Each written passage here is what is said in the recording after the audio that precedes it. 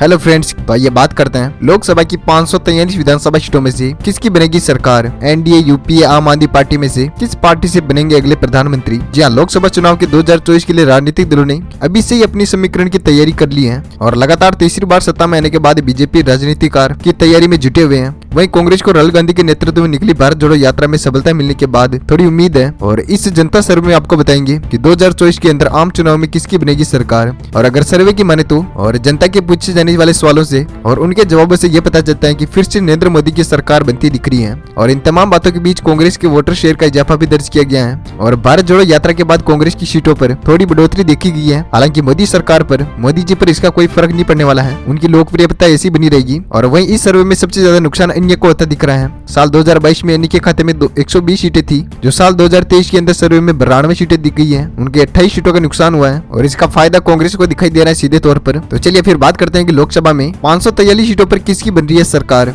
तो सबसे पहले बात करते हैं उत्तर प्रदेश की। तो उत्तर प्रदेश की 80 लोकसभा सीटों पर एनडीए खाते में 69 सीटें जा सकती है और यूपीए खाते में 2 सीटें और आम आदमी पार्टी खाते में 0 सीट और अन्य पार्टी खाते में 9 सीटें जा सकती है। इसी के साथ बात की जाए महाराष्ट्र की 48 लोकसभा सीटों में से एनडीए खाते में 38 सीटें जा सकती है और यूपीए खाते में 2 सीटें और आम आदमी पार्टी खाते में 0 और अन्य पार्टी खाते में भी 0 सीट जा सकती है। वहीं पर बात की जाए पश्चिम बंगाल की 42 सीटों में से एनडीए खाते में 16 सीटें जा सकती है और यूपीए खाते में 4 सीटें जाती हुई नजर आ रही है और आम आदमी पार्टी खाते में 0 सीट और अन्य पार्टी खाते में 22 सीटें जा सकती है। इसी के साथ बात करते हैं अगले राज्य बिहार की 40 लोकसभा सीटों में से बीजेपी खाते में 26 सीटें जा सकती है और यूपीए खाते में 4 सीटें और आम आदमी पार्टी खाते में 1 सीट और अन्य पार्टी खाते में 9 लोकसभा सीटें जा सकती है। इसी के साथ बात की जाए तमिलनाडु की 39 विधानसभा सीटों में से एनडीए खाते में 16 सीटें जा सकती है और यूपीए खाते में 20 सीटें और आम आदमी पार्टी खाते में 0 सीटें और अन्य पार्टी खाते में 3 सीटें जा सकती है। इसी के साथ बात की जाए अगले जिले पांडिचेरी की 1 लोकसभा सीट में से बीजेपी खाते में 0 सीट जा सकती है और यूपीए खाते में 1 सीट और आम आदमी पार्टी खाते में 0 और अन्य पार्टी खाते में भी 0 सीट जा सकती है। इसी के साथ लोकसभा की 543 सीटों में से 250 सीटों की हमने बात कर ली है, जिनमें से एनडीए खाते में 165 सीटें जा सकती है और यूपीए खाते में 36 सीटें और आम आदमी पार्टी खाते में 1 सीट और अन्य पार्टी खाते में 48 सीटें जा सकती है। इसके साथ बात करते हैं अगले राज्य अंडमान और निकोबार आइलैंड्स के 1 लोकसभा सीट में से एनडीए खाते में 1 सीट जा सकती है और यूपीए खाते में 0 सीट और आम आदमी पार्टी खाते में 0 और अन्य पार्टी खाते में भी 0 सीट जाती हुई नजर आ रही है। इसके साथ बात करते हैं मध्य प्रदेश की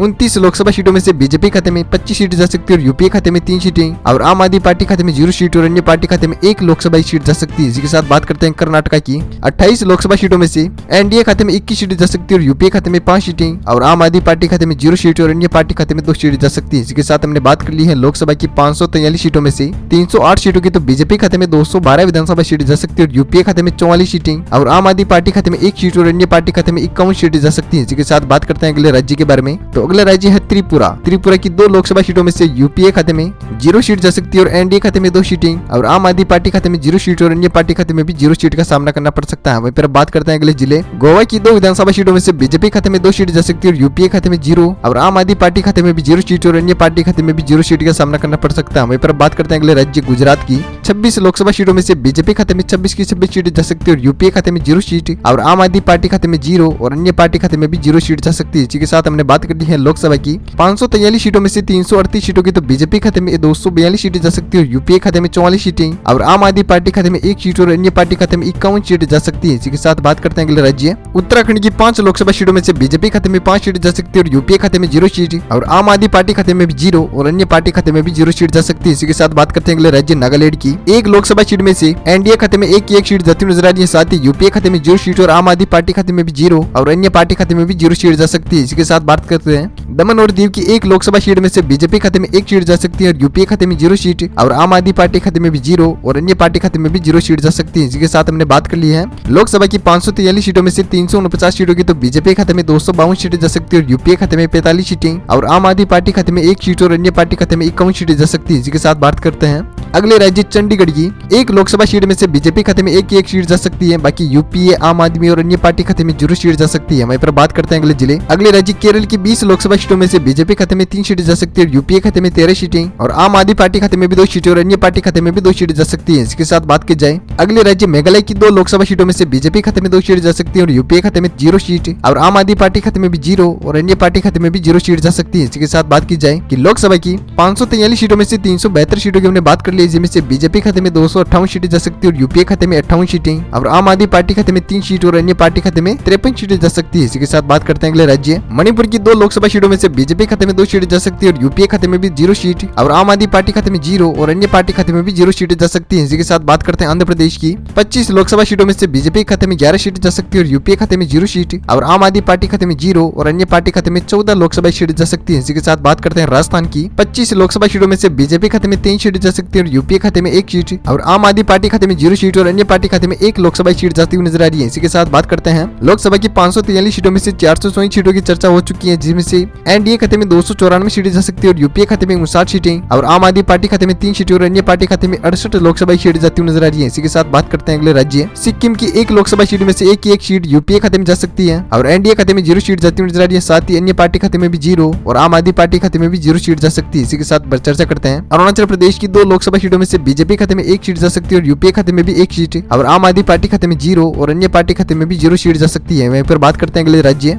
ओडिशा की 21 लोकसभा सीटों में से बीजेपी खाते में 15 सीटें जा सकती है, यूपीए खाते में 4 सीटें और आम आदमी पार्टी खाते में 0 सीट और अन्य पार्टी खाते में 2 लोकसभा सीटें जा सकती है। इसी के साथ चर्चा करते हैं कि लोकसभा की 543 सीटों में से 448 सीटों की हमने बात कर ली है, जिसमें से एनडीए खाते में 311 सीटें जा सकती है और यूपीए खाते में 64 सीटें और आम आदमी पार्टी खाते में 3 सीटें जाती नजर आ रही है। साथ ही अन्य पार्टी खाते में 70 सीटें जा सकती है। इसी के साथ बात करते हैं अगले राज्य हरियाणा की 10 लोकसभा सीटों में से 4 सीटें एनडीए खाते में जा सकती है, यूपीए खाते में भी 4 सीटें और आम आदमी पार्टी खाते में 1 सीट और अन्य पार्टी खाते में भी 1 लोकसभा सीट जा सकती है। इसी के साथ बात करते हैं छत्तीसगढ़ की 11 लोकसभा सीटों में से बीजेपी खाते में 8 सीटें जा सकती है, यूपीए खाते में 2 सीटें और आम आदमी पार्टी खाते में 1 लोकसभा सीट जाती हुई नजर आ रही है। साथ ही अन्य पार्टी खाते में 0 सीट जा सकती है। इसी के साथ बात करते हैं अगले राज्य जम्मू कश्मीर की 6 लोकसभा सीटों में से बीजेपी खाते में 3 सीटें जा सकती है और यूपीए खाते में 1 सीट और आम आदमी पार्टी खाते में 0 सीट और अन्य पार्टी खाते में 2 सीटें जा सकती है। इसी के साथ हमने बात कर ली है लोकसभा की 543 सीटों में से 475 सीटों की, तो बीजेपी खाते में 326 सीटें जा सकती है और यूपीए खाते में 71 सीटें और आम आदमी पार्टी खाते में 5 सीटें और अन्य पार्टी खाते में 73 सीटें जा सकती है। इसी के साथ बात करते हैं अगले राज्य दिल्ली की 7 लोकसभा सीटों में से 7 की 7 सीटें एनडीए खाते में जाती हुई नजर आ रही है। साथ ही यूपीए खाते में 0 सीट जा सकती है और अन्य पार्टी खाते में भी 0 और आम आदमी पार्टी खाते में भी 0 सीटें जा सकती है। इसी के साथ बात करते हैं लक्षद्वीप की 1 लोकसभा सीट में से एनडीए खाते में 1 सीट जा सकती है और यूपीए खाते में 0 और आम आदमी पार्टी खाते में भी 0 और अन्य पार्टी खाते में भी 0 सीटें जा सकती है। इसी के साथ बात करते हैं दादरा एंड नगर हवेली की